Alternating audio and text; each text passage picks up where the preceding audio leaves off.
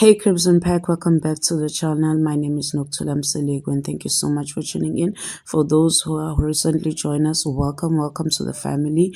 For those who don't know, for those who are clicking on anything related to my channel for the first time, please note that the videos on my channel are written with the assistance of AI, straight from my mind and with the help of AI, so that the English is on point, and also narrated with AI, as English is not my first language. I hope you enjoyed the video. Please subscribe. The ring smelled of blood and steel.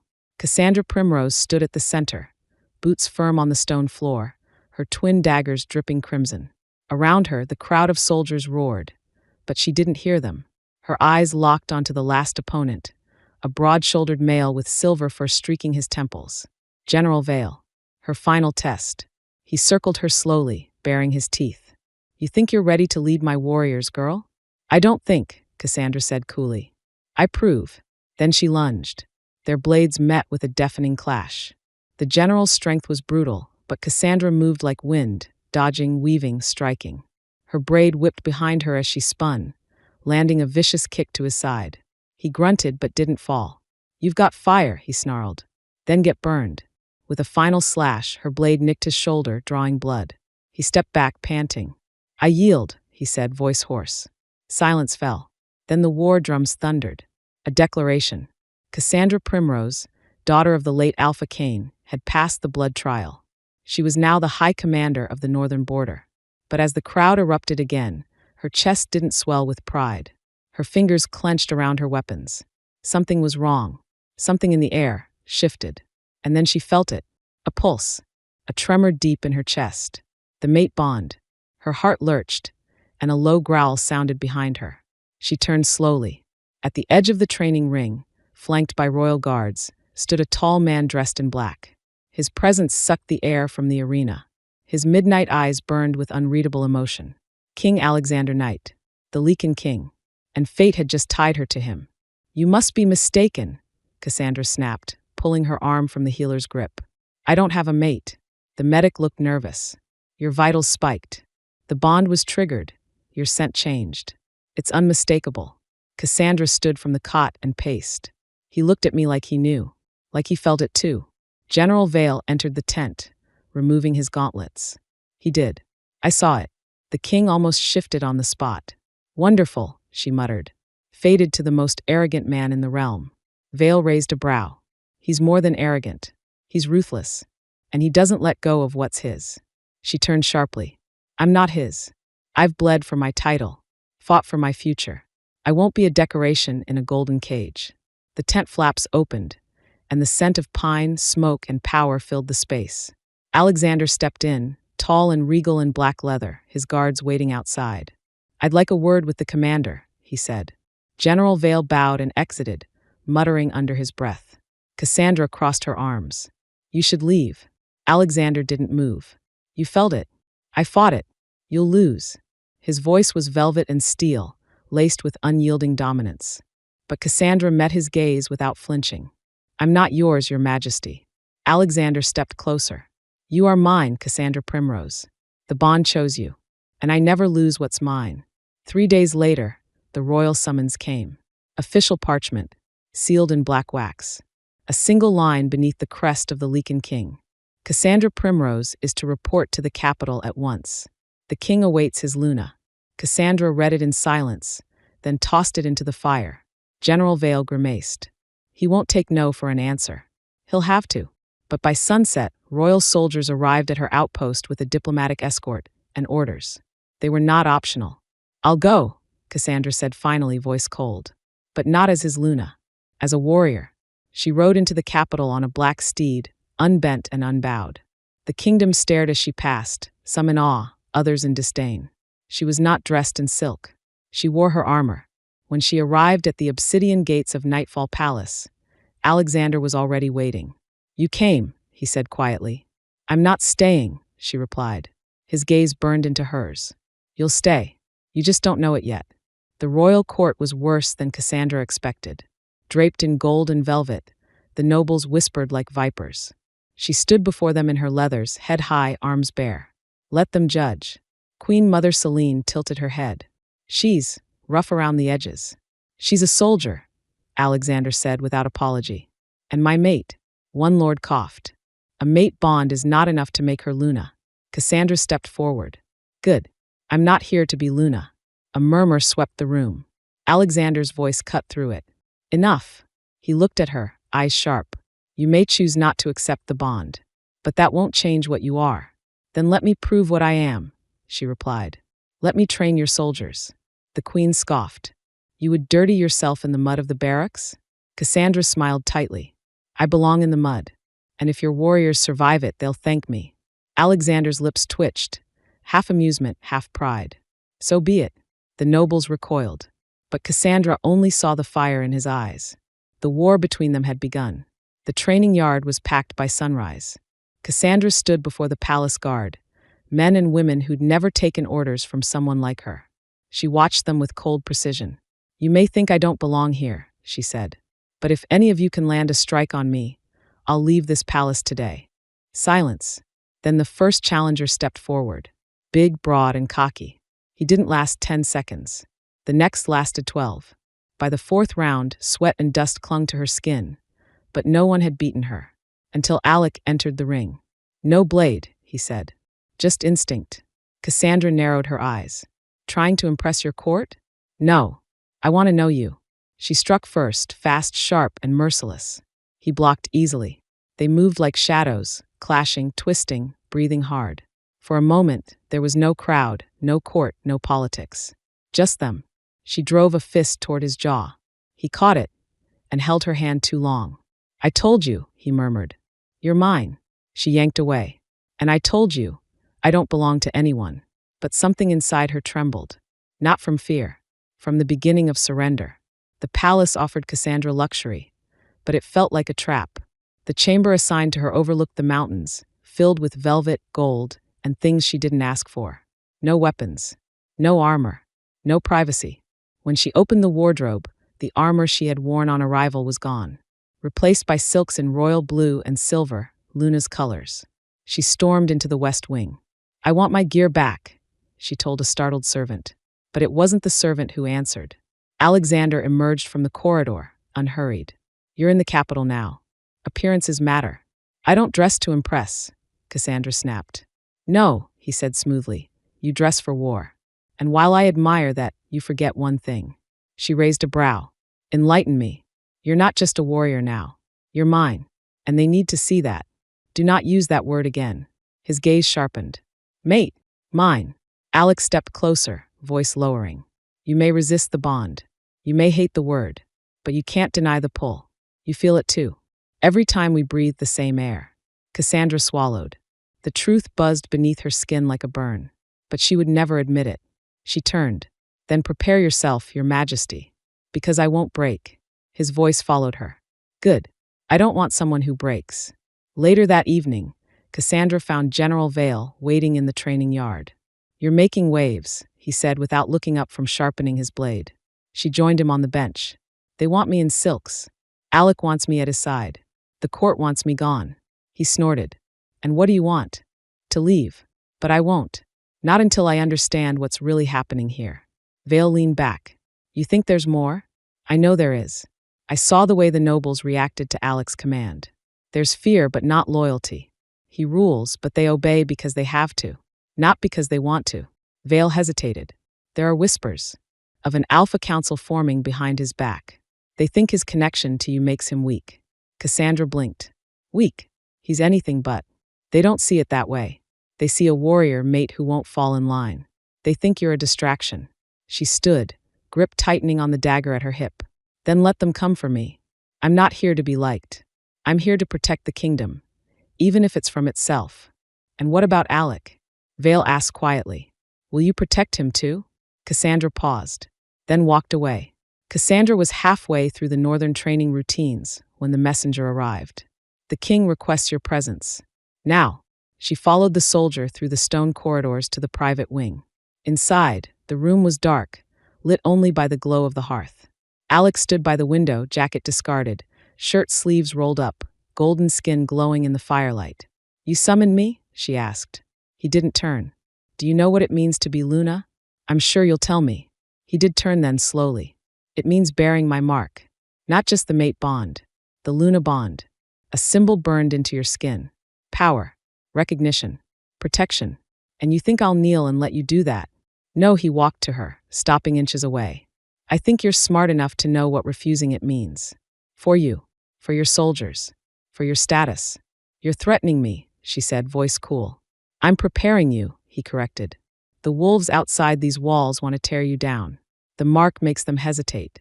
It tells them you are mine, and I protect what is mine. Cassandra didn't move. Her heart beat louder with every second. And if I say no? He looked at her, eyes burning but voice quiet. Then I will still protect you, but you'll be alone in every room, every strategy meeting, every battlefield, because no one will see you as my equal, just my mistake. That stung more than she wanted it to. She didn't respond. She just turned and left. But that night, when she peeled off her armor, she touched the bare skin of her collarbone and wondered what it would feel like to wear his mark. 2 nights later, Cassandra was invited to her first formal council session. She wore her armor again, not a single thread of silk. Alex sat at the head of the table, calm and unreadable as lords filed in. Queen Mother Celine gave Cassandra a tight smile. Lord Hadrick, one of the oldest, barely concealed his contempt. The discussion turned to border patrols, rogue sightings, and a proposed treaty with the Western Pax. I recommend sending Commander Primrose to handle the Northern delegation, Alex said.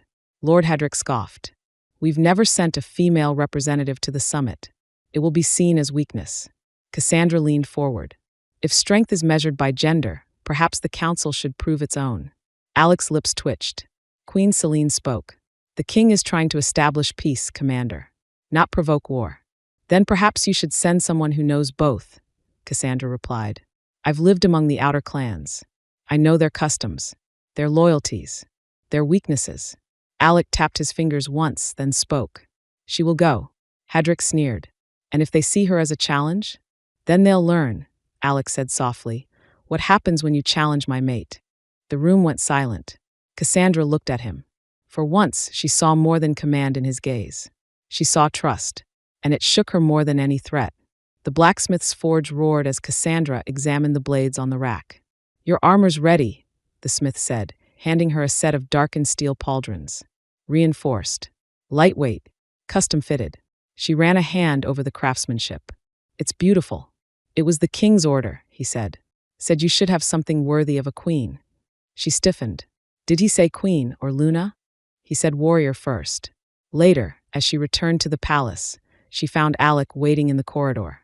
He watched her silently. You had the armor made, she said. You needed it. I had armor. You needed better. He paused. You deserve better. She blinked, caught off guard by the softness under the statement. He stepped closer. You may not want my mark, but I will still put the world at your feet. Why? She asked, voice barely audible. His expression didn't change. Because whether you accept me or not, you are mine. And I take care of what I claim. She stared at him, breath catching, then said quietly, Then I suppose you'll have to fight to keep me. I'm counting on it, Alec murmured. The night was too quiet. Cassandra stood by her window, watching the moon cast silver shadows over the palace grounds. Something tugged at her instincts, a wrongness in the air. Then she heard it. Footsteps. Soft. Too soft for a guard. She moved silently, pulling the dagger from beneath her pillow, and slipped into the corridor. Down the hall, near the war chamber, she saw him. A palace guard. One she didn't recognize, bent over the lock. Stop, she ordered. He turned and bolted. Cassandra sprinted after him, steel flashing in her hand. They twisted through the halls, out into the garden. When she finally tackled him to the ground, she pressed her blade to his throat. Who sent you? The man spat blood. You don't belong here. You're weakening the king. Before she could answer, another blade pierced his chest from behind. Cassandra jerked back as the body slumped. Alexander stood behind the fallen man, eyes dark. He was one of Hadrick's. Cassandra stood, wiping her blade. He said I was a distraction. You're a threat, Alec corrected. To men like him. They think power should look like them. They'll try again. Alec's voice was quiet. Deadly. Then they'll die. The next morning, the council convened in silence. The death of the guard had already spread, twisted, exaggerated. Lord Hadrick sat at the far end of the table, eyes gleaming with false innocence. Alexander entered with measured steps, wearing black with silver embroidery. He didn't sit. He stood at the head of the chamber and let silence hang heavy. "One of my guards turned traitor last night," he said, voice cold. "He died trying to access the war chamber." Whispers rippled through the room. "No one enters that chamber," Queen Selene said. "Not without your seal." Alexander's eyes locked on Hadric. "Which means someone gave him orders." Hadric smiled faintly. "Surely you're not accusing a lord of treason based on assumptions." "No assumptions," Alec replied. "Just a warning. Touch my mate again, and I won't need a council trial. I'll take your head myself." The room went still. Cassandra watched him, the steel in his words cutting deeper than any blade. This was the king, merciless, commanding, and protective. Later, outside the chamber, Alec caught her wrist. "Come with me." He led her to the war room. "Alone. This was meant to scare you," he said. "It won't stop here. I'm not afraid." "I know." He stepped close, gaze unreadable. "But I am. Not of them. Of what I'll become if they take you from me." Cassandra held his gaze. "They won't." The moon feast was a spectacle of gold, music, and veiled threats. Cassandra hated it the moment she stepped into the grand hall. She wore a dark silver gown, forced into elegance, but refused to remove her arm blades. The nobles watched her like she was a wolf among swans. Alexander entered shortly after, dressed in black and silver, a crown of dark iron circling his brow. He didn't smile. He didn't entertain. He walked straight to her and offered his hand. "Dance with me," he said. "Why?" she asked. "Because they're watching." She placed her hand in his, allowing him to pull her onto the floor. They moved in perfect rhythm, his steps deliberate, hers light but strong. A king and his war-torn Luna. "They hate this," she murmured. "I know. They think I'll ruin you." He leaned closer. "You won't. Even if I don't accept your mark, I'll wait. But make no mistake, Cassandra. I will not let you go. I don't care if it takes a year or a lifetime. You are mine." Her breath hitched, but she said nothing. Not because she agreed, but because deep down, a part of her didn't want to walk away anymore. The palace yard buzzed with tension as Cassandra stepped onto the training field. At her command, the elite guard lined up, 20 of the best warriors in the kingdom, men and women who had never been led by anyone like her. "I don't care if you like me," Cassandra began. "I don't care if you believe in this bond. What matters is that when war comes, you're fast enough not to die." The first hour was brutal. By the second, 3 collapsed from heat and exhaustion. By the third, even the skeptical began to listen. Alec watched from the balcony, arms crossed. He didn't interrupt. He didn't command. He simply watched her lead. Later, when she returned to her chambers, sore and silent, she found him inside. "You could have broken them," he said. "I didn't want to. I wanted them to understand." He nodded. "They're talking. They've stopped calling you the outsider. Now they call you Commander Luna." She turned to face him. "I didn't ask for that title." "No," he said, voice low, "but you've earned it." The fires burned low as Cassandra stood before the war map. Pins marked border tensions. Reports of rogue movements. Rumors of an uprising in the west. Alexander entered quietly. "You've been here for hours. I need answers." He joined her. "You think this isn't coincidence?" "I think someone's pushing for war, and they're hoping we're too distracted to stop it." He nodded. "Then we stop playing by their rules." She looked at him. "We'll be blamed. Together." Alec turned to face her fully. "I don't care what the court says. I don't care if the nobles revolt. I will burn this kingdom to the ground before I lose you." Her breath caught. "Then we need a plan," she said. "And we need loyalty. Real loyalty." "You'll have mine," he said without hesitation. She extended her hand. "Then make a pact with me. Not as king. Not as mate. As equals." He took her hand. "I swear," Alex said, eyes locked on hers. "Whatever war comes, I will stand beside you. Not in front. Not behind. Beside." And for the first time, Cassandra didn't flinch at the bond between them. She embraced it, not because fate demanded it, but because Alec Knight had finally proven something she didn't think possible. He saw her, not as a possession, but as his equal. The scent of blood lingered long after the bodies were burned. Cassandra stood over the ruined village, ash clinging to her boots. The Northern Patrol had reported an ambush, but the scale of destruction was worse than expected. Homes razed, families gone, wolves slaughtered in their sleep. General Vale stepped beside her, his armor streaked with soot. This wasn't rogues. I know, Cassandra said, scanning the tracks. This was planned, coordinated. From inside, she didn't answer, but her silence spoke volumes. That night, in the command tent, Alec arrived without fanfare. His presence pulled the room into silence. Report, he ordered. Vale nodded to Cassandra. She leads this mission. Alec's gaze shifted to her. Then speak. We have evidence the attack came from a rogue group operating under council protection. Someone is funding them. Someone with access to court resources. He didn't react outwardly, but Cassandra saw the shift in his jaw. Hadrick, he asked. Possibly. Or someone using his influence. Alec looked around the tent. We strike back. Not to retaliate, to send a message. To who? Vale asked. To everyone watching, Alec said coldly. Let them know we're not distracted. Let them know we're united. His gaze landed on Cassandra. Together, by the time they reached the Spine Mountains, word of the ambush had spread across the kingdom. Cassandra and Alec led the assault themselves. The rogue camp was fortified, hidden in the mountain's shadow, guarded by mercenaries in stolen uniforms. Cassandra gave the signal, and chaos erupted. She moved like lightning, slicing through enemy lines, her blades flashing silver. Alec was a storm beside her, his Lycan strength devastating, his power unmatched. Together, they carved a path through the heart of the rebellion. But it was Alec's restraint that struck Cassandra most. He could have unleashed destruction. He could have shifted fully, torn through the camp in minutes. But he didn't. He fought smart, controlled, always watching her back.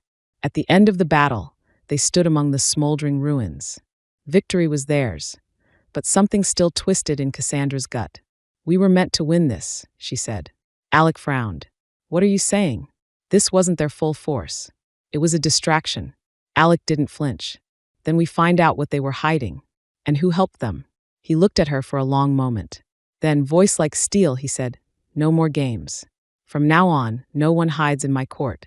When they returned to the palace, Cassandra felt it immediately. The atmosphere had changed. More eyes on her.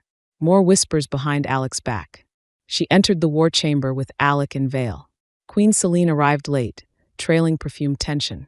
Lord Hadrick, seated at the far end, gave them a slow, mocking clap. I see the king and his warrior bride survived their little tour. Cassandra stepped forward. Funny, I don't remember inviting a jester. Hadrick smirked.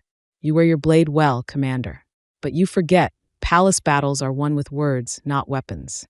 And yet you're still losing, Alec said, calm but cutting. Hadrick flinched. Alec's voice dropped. We know you've been siphoning funds to the border clans. We found your sigil on rebel supply crates. Lies. Alec stood. Your trial begins tomorrow. You'll answer for every wolf lost under your command. The court exploded in murmurs. Selene rose. Alexander. He silenced her with a glance. I let this court play politics long enough. No more. You plot behind my back, you fall. Cassandra watched the nobles shrink before him. Power. True power. Wielded not with rage, but with precision. Afterward, as they walked together through the halls, she spoke softly. You're not just a king. You're a blade. Alec looked at her. And you're the one who sharpened me. Cassandra didn't wait for permission. She summoned the female warriors, the healers, the overlooked and underestimated. 10 women stood before her, some seasoned, some young, but all fierce in their own right. You were never meant to serve. You were meant to lead. They stared at her, confused. Cassandra continued. We're forming a second council. Not to challenge the kings, but to balance it. To watch what the others miss. One woman asked, And if the court fights it? We fight harder. Later, Alec entered the training yard where they gathered. You're forming your own court? He asked. I'm building a defense the court won't see coming. He paused, then nodded. You don't need my approval. I know, she said. But you have it, he added. Their eyes locked. No queen of mine will ever be a shadow. She stepped closer, heat simmering. Then don't expect a quiet one either. He grinned, rare and wild. I'd be disappointed if you were. The night before Hadrick's trial, the palace trembled. Not from war. Not from rebellion. From silence. Cassandra and Alec stood on the balcony overlooking the city. Below, lights flickered. A kingdom held its breath. He'll try to run, Cassandra said. Alec shook his head. He won't make it past the gates. And the others? The ones who followed him. We deal with them too. She turned to him. You know what comes after this? Yes. War. He didn't flinch. Let it come. She stepped closer, voice low. I never asked to be Luna. Never wanted the bond. But now if we fall together. Alec reached for her hand. We won't fall. She didn't pull away. Instead, she finally leaned into him, just slightly, just enough. He kissed her forehead. Not as king. Not as conqueror. But as her mate. No words followed. Only quiet resolve. The war was coming. And they would meet it as one. The throne room had never felt so heavy. Cassandra stood beside Alec, both dressed in black. Not mourning, warning. Lord Hadrick was shackled before them, guarded by soldiers Cassandra had handpicked. His once proud sneer had faded into pale defiance. The court was packed. Whispers crackled like dry leaves. Queen Selene sat to Alec's right, visibly tense. General Vale stood behind Cassandra, arms crossed.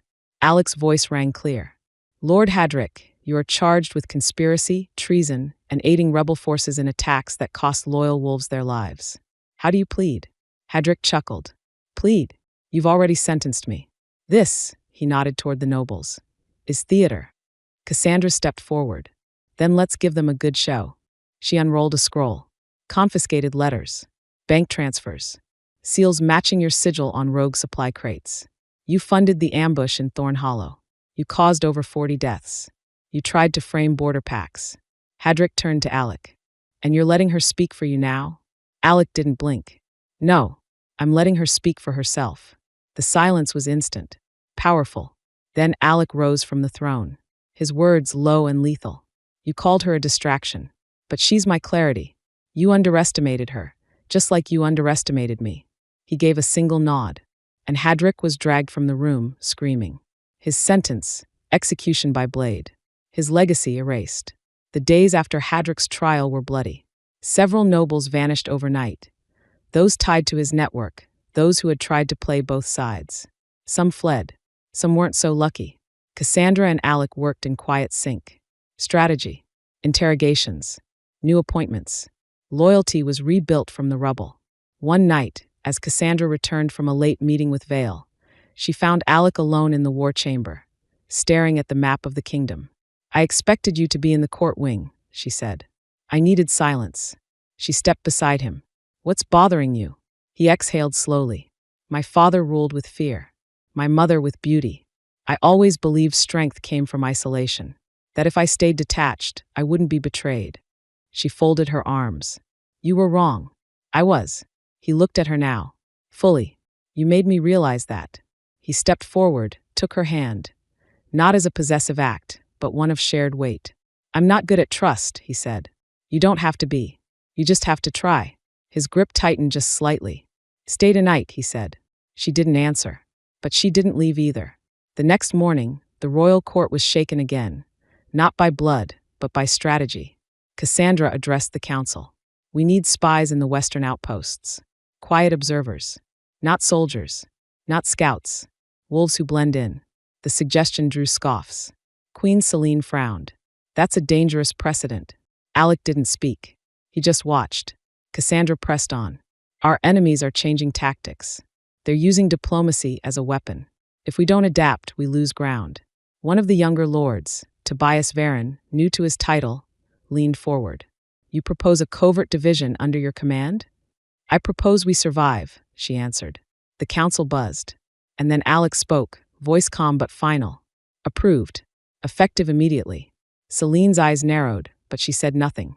After the meeting, Cassandra walked with Alec through the east wing. You didn't hesitate.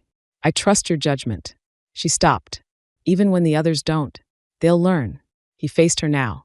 You aren't a decoration, Cassandra. You're a weapon. And I'd rather have you pointed at my enemies than kept hidden in silk. A smile flickered on her lips. That might be the most romantic thing you've said. It was a warning, he replied. She smirked. Even better. Reports began trickling in from the border. A name resurfaced, Lucian, Alec's half-brother. Exiled years ago. Thought dead. But the bodies piling up in outer villages bore his signature.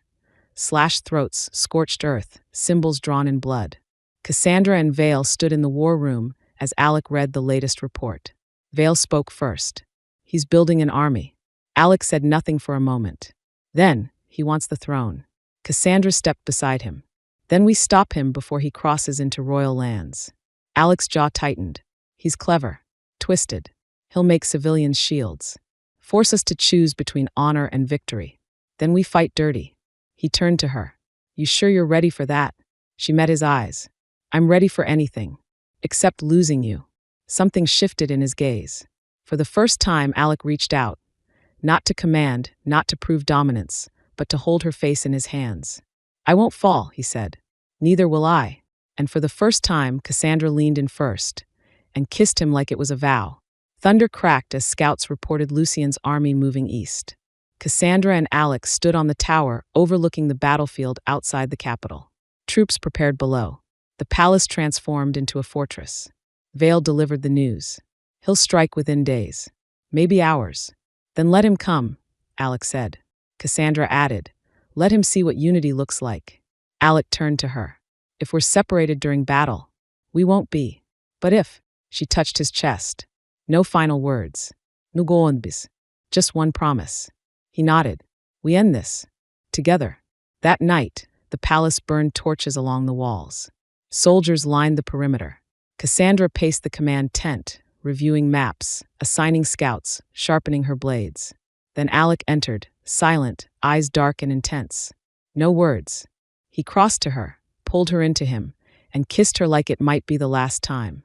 It wouldn't be, because they would fight, not as king and queen, not as Lycan and warrior, but as a force the world would remember.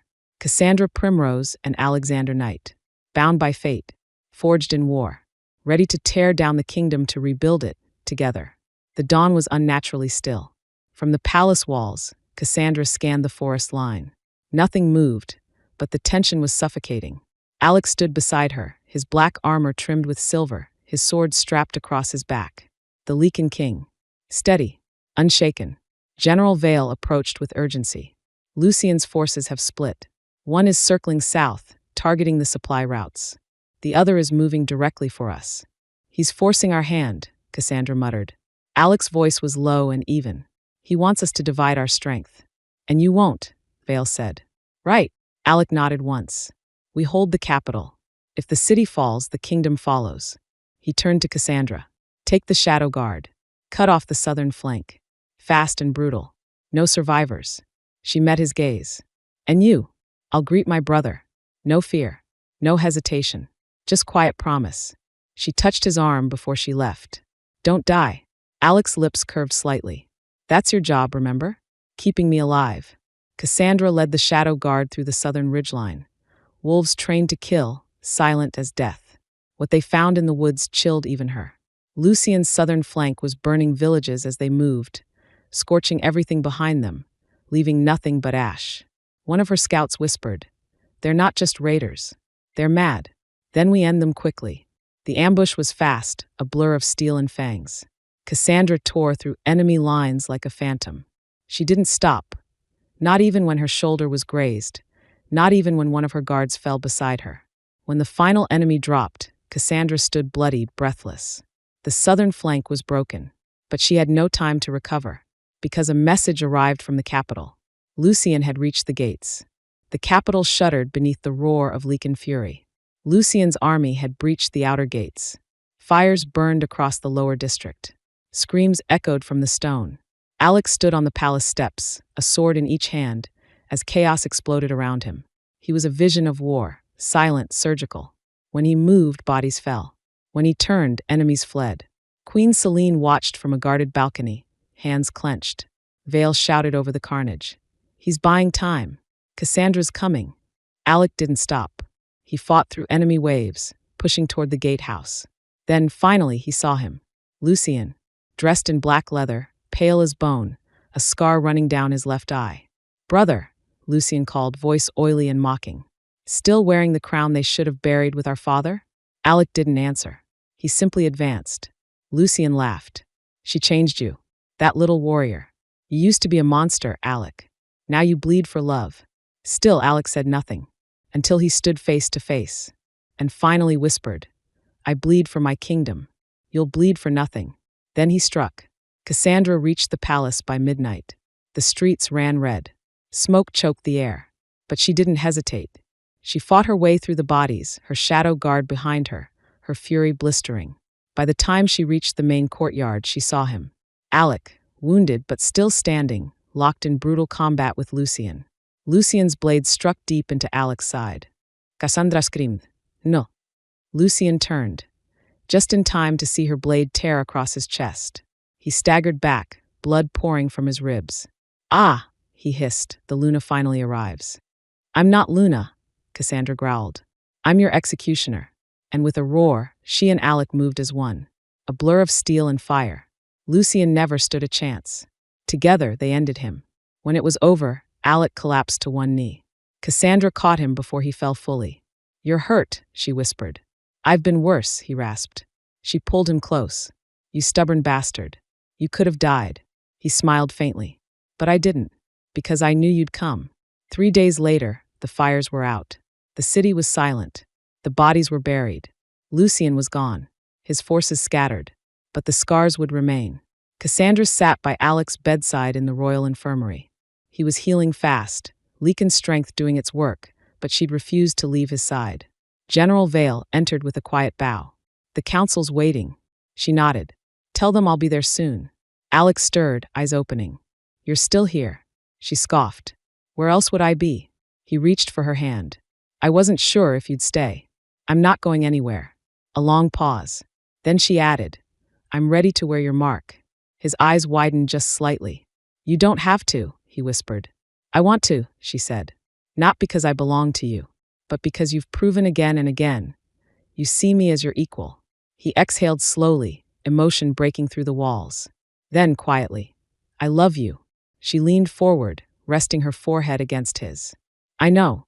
Later that night, under the moon, surrounded by the guards and council who had once doubted her, Cassandra Primrose stood beside Alexander Knight, and the mark of the Luna burned across her collarbone, a symbol of power, of war survived, of love earned. The council chamber smelled of smoke and blood. 3 days after Lucian's defeat, Cassandra stood at Alec's side while nobles bickered over rebuilding plans like children arguing over scraps. We lost trade routes to the east, Tobias Varen said, voice clipped. The treasury can't support both the city and border fortresses.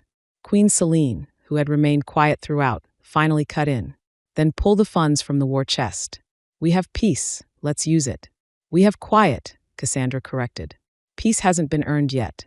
Alec didn't raise his voice, but his presence silenced the room. Debate all you want, he said, tone sharp. But the people need food, homes, security. Cassandra and I will lead the restoration teams personally. The rest of you? Decide if you're part of the solution or soon to be replaced. Cassandra watched as heads lowered, eyes dropped. This wasn't a king appeasing a court. This was a ruler daring them to defy him. Later, as they walked through the ruined outer districts together, Alec spoke quietly. They still doubt you. She shrugged. Let them. I'm not here for their approval. You have mine, he said simply. She smiled faintly. Then they'll fall in line soon enough. The palace was quieter now, but Cassandra had learned silence didn't mean safety. That night, a letter arrived at the eastern gate. No messenger, no seal, just bloodied parchment with a single phrase. You killed the lesser wolf. The real one is coming. She read it twice before handing it to Alec in the war chamber. He read it, then burned it. Lucian was only the beginning, she asked. Alec's jaw tightened. I suspected as much. There were whispers of someone backing him. Older than the council. Older than me. Rogue royal blood? Or worse. General Vale arrived then, uninvited. He placed another scroll on the table. Intercepted communication from the Eastern Territories. Cassandra read it aloud. The black thorn rises again. We answer the blood moon soon. Alec's voice dropped low. The Thorn clan was wiped out 20 years ago. Apparently not, Cassandra said. Or someone wants us to think they're back. Alec looked at her. Then we strike first. Quietly. She nodded. I'll go. Take the shadow guard. Leave the court in your hands. He stepped closer. You leave, you return. That's not negotiable. She gave him a look. You're not the only one who gives orders now. Alec's lips curved. No, but I'm the only one who worries like hell when you're gone. While Cassandra rode south with the shadow guard, Alec held the palace in an iron grip. But not everyone appreciated the quiet strength of his reign. Queen Selene cornered him in the East Wing. You're letting her off the leash again? She's not a pet, Alex said flatly. She's dangerous. That's not a criticism, it's a fact. I know. It's why I love her. Selene stiffened. Love makes kings weak. Alex stepped forward, voice ice cold. It's made me merciless. You were queen consort for 2 decades, Selene. You wore dresses while I fought monsters. Don't lecture me on strength. She swallowed but didn't retreat. Don't let the council split while she's gone, she warned. They're waiting for you to blink. I don't blink. After she left, Alex stood alone in the war chamber, staring at the southern map. He wasn't a man used to fear. But the idea of Cassandra walking into unknown shadows without him? That scared him more than any army. The trail led Cassandra to an abandoned stronghold near the cliffs of Sable Reach. What she found there wasn't a rebellion. It was a cult. Symbols drawn in ash and blood. Bones carved into sigils. Wolves who had turned feral, marked with dark runes. The leader stood tall, pale-haired, eyes black as pitch. A priest of sorts, though nothing holy remained in him. We serve the one who comes next, he said when Cassandra demanded answers. Lucian's dead. He was your messiah. The priest grinned. Lucian was the gate. The real one wakes beneath your city.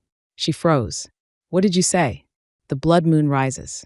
And with it, your king's past will eat him alive. Cassandra lunged before he could speak again, her blades slicing through his throat. The cult members fell in seconds, the shadow guard showing no mercy. Later, standing among the wreckage, Cassandra spoke to her second-in-command, Kale. Get the bodies burned. I want no trace of this place left. And the message? Kale asked. She glanced at the sky. I'm taking it home.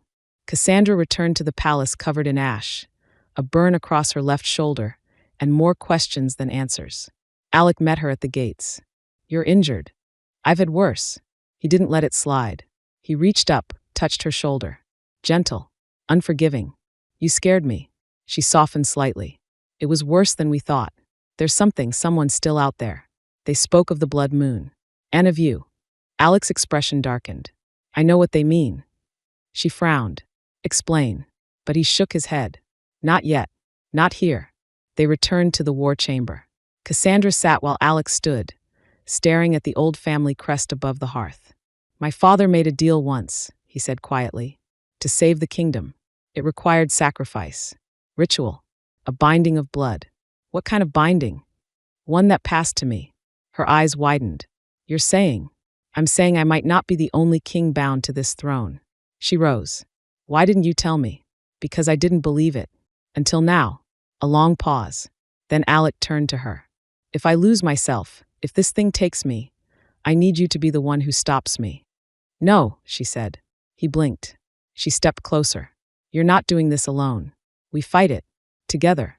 He exhaled slowly, voice thick. I don't deserve you. She touched his cheek. Too late.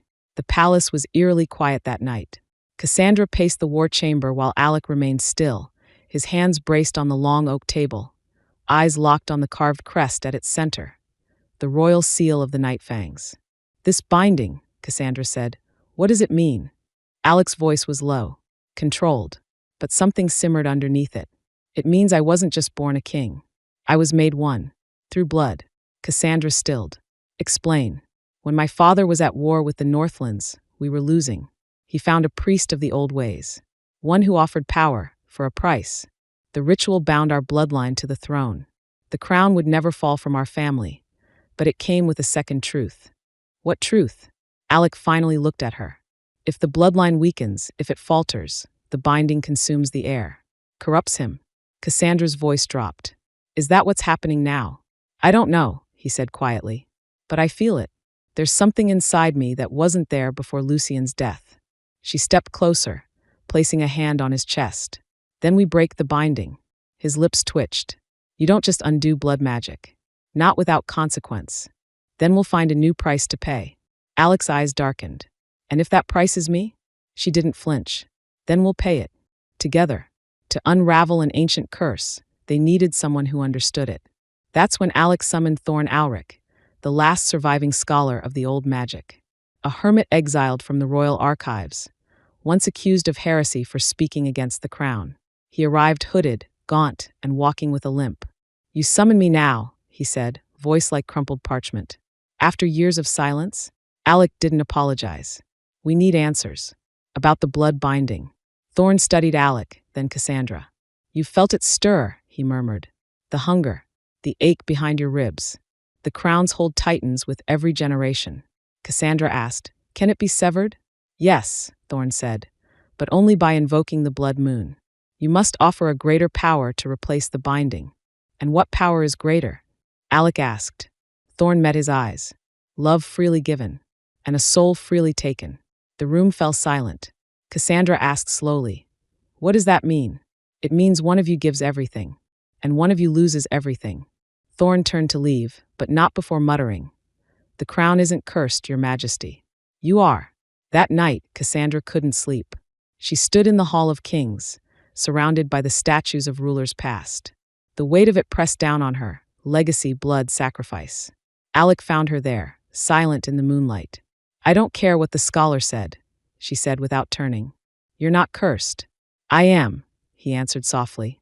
But you still stand beside me. She turned now, eyes fierce. Because you're still you. Still the man who faced traitors for his people.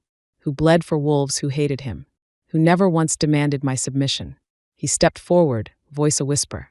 I don't know how to stop this. Then we fight it until we do. He looked down at her. You could walk away. Now, while I'm still myself. And let the darkness have you, she asked. Not a chance. There, in the heart of the palace, Alec Knight leaned forward and pressed his forehead to hers. I don't know how to be saved, he whispered. Cassandra pulled him close. Then it's a good thing I don't know how to give up. As the blood moon rose, so did the tension within the palace. Alec's symptoms worsened. His eyes darkened with unnatural shadows. His temper grew shorter. His reflection flickered in mirrors, distorted, twisted. But still he commanded. Still he reigned. Cassandra stood by him during council meetings, even when nobles whispered of madness, even when Queen Selene pulled her aside and hissed, he's slipping. We must prepare a successor. Cassandra's reply was cold. He is the king, and I am his Luna. Selene stepped back, surprised at her steel. But rumors spread, talk of a coup, whispers that Alec was no longer fit to rule. Cassandra summoned General Vale and the loyal Shadow Guard. If the council moves against him, she said, they'll have to go through me. Vale nodded. And they won't survive the attempt. That night, Alec woke in pain, his back arching, blood running from his nose. Cassandra held him through it, whispering through clenched teeth. Hold on. Just hold on. We're close. But in his eyes, she saw it. He was slipping, and time was running out. On the night of the full blood moon, Alec vanished. Cassandra tore through the palace, demanding answers. Guards scattered. Queen Selene was locked in her chambers. Vale reported no breach. Then one of the Shadow Guard arrived, breathless. He's in the crypt, the soldier gasped. Alone. Cassandra didn't wait. She raced to the catacombs beneath the palace, the burial grounds of kings, where magic ran thickest. There, in the dark, she found Alec kneeling before his father's tomb, shirt soaked in blood, hands trembling. I thought if I came here, he rasped, I could break it. End it alone. She walked toward him slowly. You don't have to do this. Yes, I do, he said. I won't let it take me. I won't hurt you. It's not taking you, she whispered, because I'm not letting you go. He turned to her, face twisted in agony. If I complete the binding, I'll live, but I'll lose myself. If I break it, I'll die. She knelt beside him. Then let me offer the power. Let me break it with you. No, he said sharply. You'll die. She cupped his face. Better I die beside the man I love than live without him. Tears welled in his eyes. Then, the moonlight hit them both, silver turning crimson. And everything exploded into light. The crypt roared with power. Cassandra and Alec knelt within the blood circle carved in ancient stone, bathed in crimson moonlight. Their bodies glowed faintly, the binding magic threading between their skin like fire and ice. Don't let go, she whispered, voice trembling. Alec was shaking. His veins blackened. His breathing shallow. It's inside me, he gasped, tearing through my bones. I can't. You can. She gripped his face, forcing him to meet her eyes. We break it together. You don't get to die on me, Alec. A violent pulse hit the chamber. His body arched. Blood spilled from his mouth. Cassandra screamed in rage and pain. Take me instead. A voice answered, not Alec's. Old, cold, timeless. One love, one soul, One throne. What will you sacrifice? I give everything, Cassandra cried. My blood, my life, whatever it takes. A blinding flash. Then silence. When the light faded, Alec lay limp, chest rising weakly. The crown's sigil, burned across his chest since birth, was gone. So was the darkness. The binding had shattered, and Cassandra had lived. Cassandra stayed at Alec's side for 3 days. He didn't wake. The healers couldn't explain it. His body is mending, Vale said quietly. But his mind, it's somewhere else. Queen Selene kept her distance. The council did not. Tobias Varen approached Cassandra outside the infirmary. The court demands answers, he said. Is the king dead or not? She turned to him slowly. He's resting. And if you want to be part of this kingdom's future, I suggest you wait without whining. He paled and left. On the 4th night, Alex stirred. Cassandra jolted awake beside him. Hey, she whispered. He blinked, groggy. Then winced. You look terrible. A smile cracked through her tears. You always were charming. He reached weakly for her hand. Did we do it? She nodded. The binding's gone. You're free. Alec closed his eyes. Relief passed over his face like a tide. Then he opened them again. I thought I lost you. You tried, she said, voice breaking. But I'm a little harder to kill than that. He chuckled, hoarse and soft. Thank the gods. A week later, the council gathered in the throne room. Alex stood tall beside Cassandra, though the shadows beneath his eyes lingered. Queen Selene, dressed in mourning black, stepped forward. You've ended a centuries-old curse. The kingdom owes you both its loyalty. Alex's voice rang out. Then let them show it. He gestured to Cassandra. This woman bled for your children, burned for your lands.